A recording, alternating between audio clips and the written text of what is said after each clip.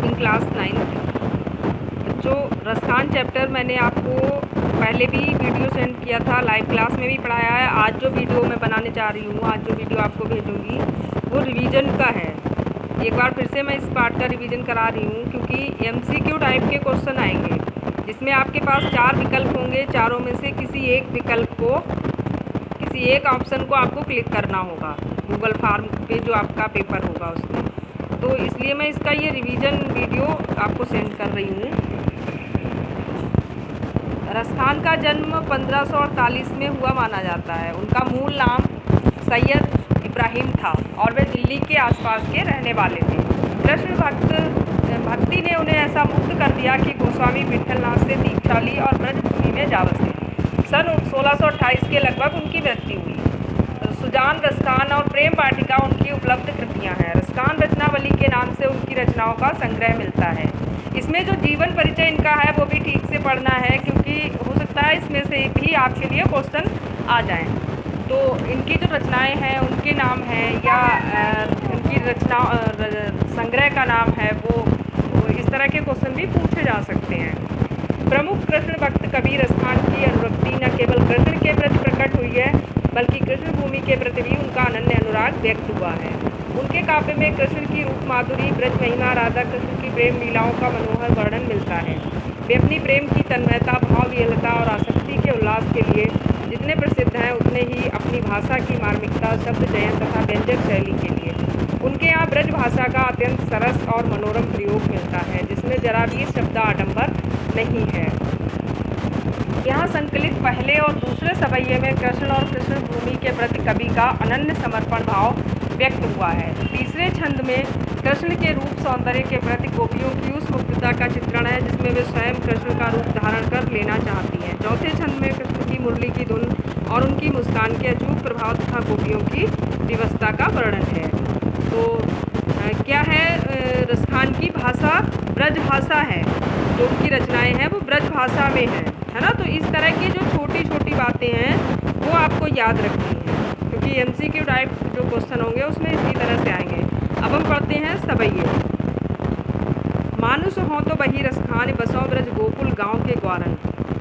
रसखान जो है वो इच्छा व्यक्त करते हैं, कामना करते हैं कि अगर मुझे अगला जन्म मिले तो मनुष्य रूप में अगर मुझे जन्म मिले तो गोकुल का मैं ग्वाला बनूँ। गोकुल के जो ग्वाले थे जिनके बीच में रहकर कृष्ण गाय चराते थे, उसी तरह से मैं भी उस गोकुल गांव के ग्वाले के रूप में मेरा जन्म हो। जो पशु हो तो कहा बस मेरो, चरो नित नंद की धेनु मझारन। अगर मुझे अगला जन्म पशु का मिले तब तो फिर कोई मेरा बस ही नहीं है। तो वो चाहते हैं कि मुझे नंद की गाय बनाना। ईश्वर से कामना करते हैं कि अगर अगले जन्म में मुझे पशु का जन्म मिले तो नंद की गाय के रूप में मुझे जन्म मिले। धेनु का अर्थ होता है गाय।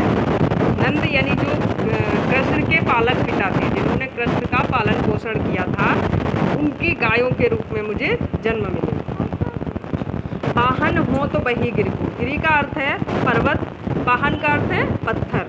यानी अगर मुझे पत्थर के रूप में जन्म मिलता है तो उसी पर्वत का बनाना जो कियो हरि छत्र पुरंदर धारण, जिसको हरि अर्थात कृष्ण ने छत्र के रूप में, छाते के रूप में, पुरंदर अर्थात इंद्र के क्रोध से ब्रज के लोगों को बचाने के लिए छाते के रूप में, छत्र के रूप में जिसको अपनी अंगुली पर धारण किया था, उस पर्वत का मुझे पत्थर बनाना। वो पर्वत कौन सा था? गोवर्धन पर्वत, है ना। तो कवि जो है वो कौन से पर्वत का पत्थर बनना चाहता है?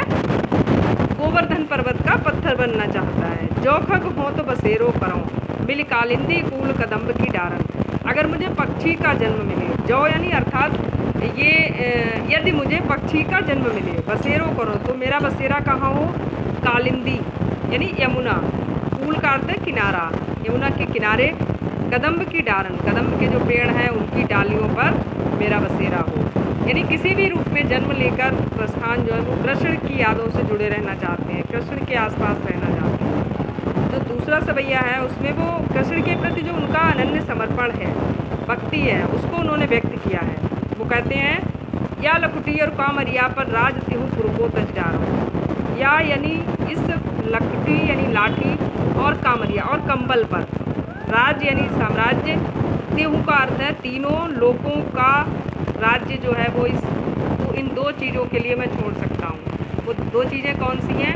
कृष्ण की लाठी और कृष्ण का कंबल। इन दो चीज़ों के लिए वो तीनों लोकों का राज्य छोड़ सकते हैं। आठों सिद्धि नवो निधि के सुख नंद की गाय चराई विसारो। जो आठों सिद्धियाँ और नौ निधियाँ होती हैं उनका जो सुख है, आपके चैप्टर के अंत में इनके नाम दिए हुए हैं, आठों सिद्धियाँ और नौ निधियों के नाम।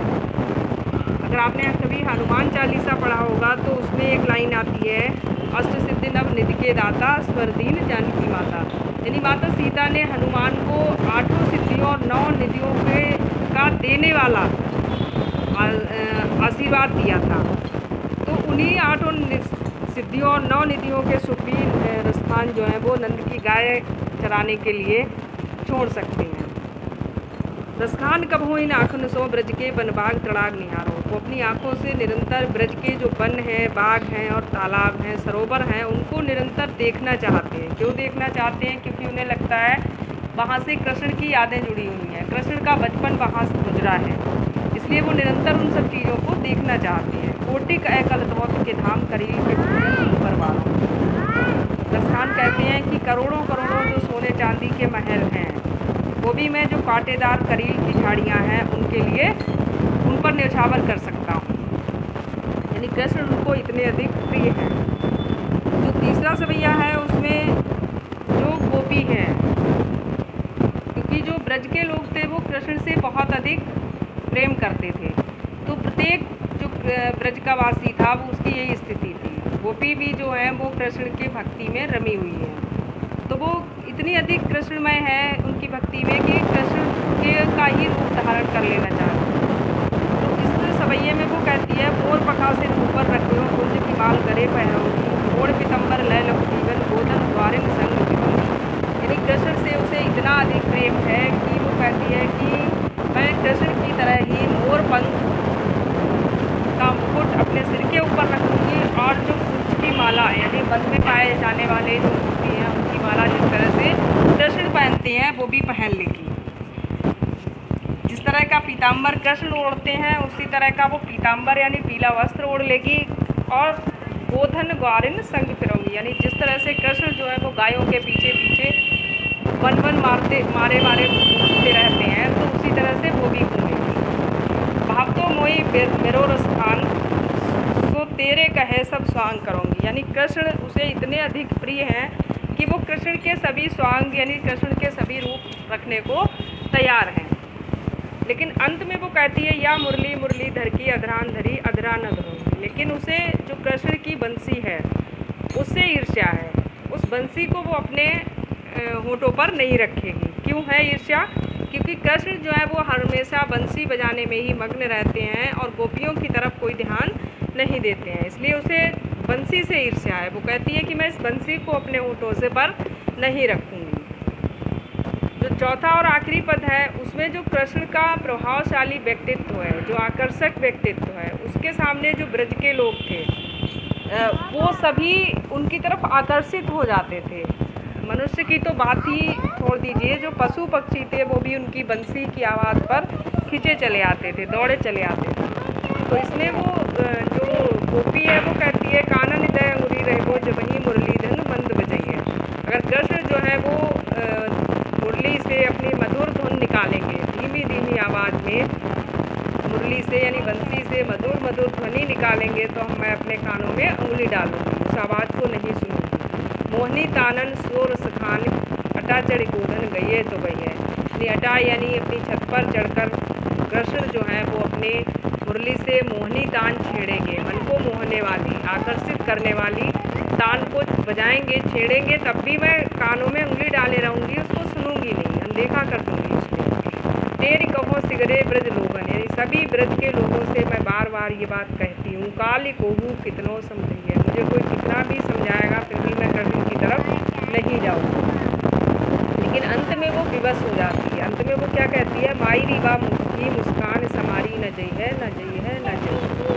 वो कहती है कि लेकिन कृष्ण के मुख की जो मोहनी मुस्कान है वो इतनी अधिक आकर्षक है कि उसके सामने मैं अपने आप को संभाल नहीं पाऊँगी और कृष्ण की तरफ खींची चली जाऊँगी, उनकी तरफ आकर्षित हो जाऊँगी।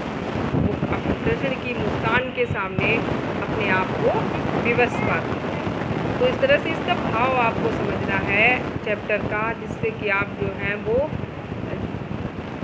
जो MCQ क्वेश्चन आएंगे वो सॉल्व कर सकें। जो चैप्टर के क्वेश्चन है वो इस वाले टेस्ट में, ये वाले जो क्वेश्चन है वो इस टेस्ट में नहीं दिए जाएंगे, इसलिए लोग इस चैप्टर को अच्छी तरह से समझ लीजिए।